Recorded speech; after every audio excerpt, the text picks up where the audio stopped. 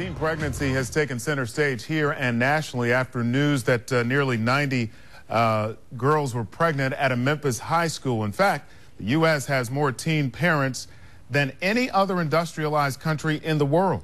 Since the 90s, the teen pregnancy rate has steadily declined, but it remains high, especially in poor neighborhoods. According to a recent study by FamilyFirstAid.org, 34% of girls between the ages of 15 and 20 become pregnant at least once. And 8 in 10 of these pregnancies are unplanned. 79% are to unwed teen girls. Now, according to that same study, only about 1/3 of teen mothers get a high school diploma, and only 1.5% of those go on to graduate college. It's estimated that teenage births cost about $7 billion a year in the U.S.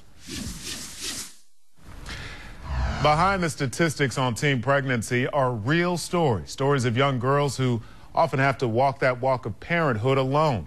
But as dire as it might seem, having a child as a teenage mother doesn't have to be the end of the world. Summer Owens had her son at 15, but it didn't stop her from becoming a productive member of society. And Summer joins us now. And Summer, you've written a book about your experience. It's called Life After Birth. Why did you write that book? I wrote the book because teen pregnancy is a reality. It's an unfortunate reality, but it is a fact of life for a number of girls out there. And I wanted to share my story to show that these girls can still go on with their lives. I wanted to inspire and encourage these girls to go to college. Well, first of all, finish high school, to go to college, have careers, so that they could be self-sufficient, take care of themselves and their babies. Yeah, I want to talk a little more about your experience here in a minute, but first I want you to listen to Barry Chase. He's the CEO of Planned Parenthood, talking about this issue with teen mothers. Take a listen. There's an idea out there that if you are, in fact, impregnated as a teenager, in fact, have a baby, that your life is over. And that's not the case, is it? It's not the case. There are lots of stories of young women who go on after having a child as a teenager to finish college, to have careers. But what you find is that those are young women who have only one child. So they learn from that teen pregnancy.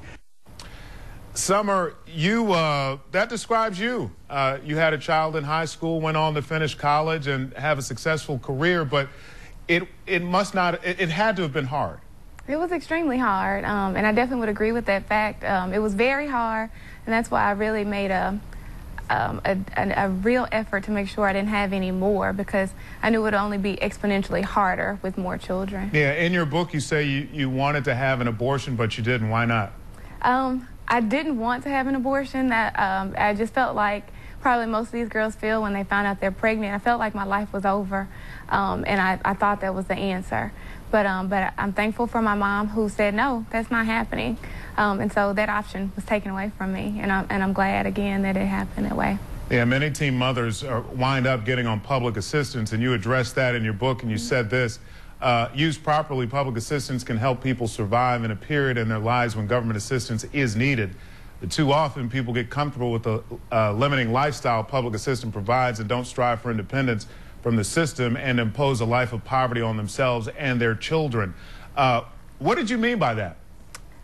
I meant I actually received WIC, which is a form of public assistance, while I was pregnant and when I first gave birth to my baby, and that provided me with what I needed so that I could be healthy and my baby could be healthy, because I had my parents had limited income, and that was very beneficial to me at that time.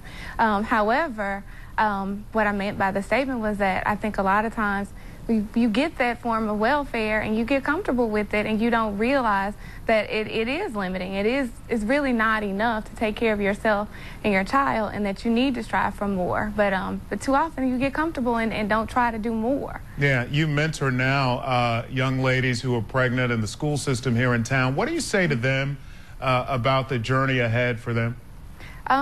I mentor a young lady specifically at the Adolescent Parenting Program, which is a Memphis City school, and I often speak at the schools now, and I talk to them, and I'm really honest with them to let them know it is difficult. And I think a lot of times kids or teenage moms don't realize just how hard it is. And I've been doing this now for 16 years, and it's very, very challenging. And so I let them know realistically what they can expect, or some of the things to expect as a teen mother. And you really put yourself out there.